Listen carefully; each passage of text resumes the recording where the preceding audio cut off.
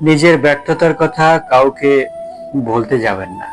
যতটা সম্ভব নিজের মধ্যে লুকিয়ে রাখার চেষ্টা করুন। নিজে নিজে সমাধানের পথ খুঁজুন, আপন মেধায়, আপন মনোনিবেশে। দেখবেন কোনো না কোনো সময় আপনি সফল হয়েছে। ভাবছেন কেন বললাম এ সকল কথা? এই সমাজে কিছু শ্রেণীর লোক আছে যারা চায় আপনি সমস্যায় থাকেন। সবাই যে এমন ঠিক তা কিন্তু নয়। বিপদের সময়েও কিছু আপনজন দূরে চলে যায়।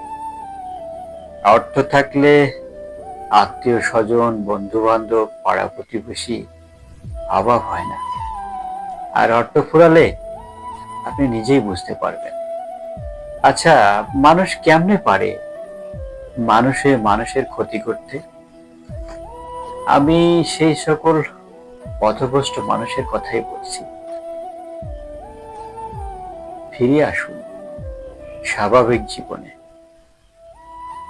একে অন্যের পাশে দাঁড়ান। দেখবেন পৃথিবীটা কত সুন্দর, স্বর্গীয়। জীবন দশায় তা উপভোগ করে যাই আমরা সবাই মিলে।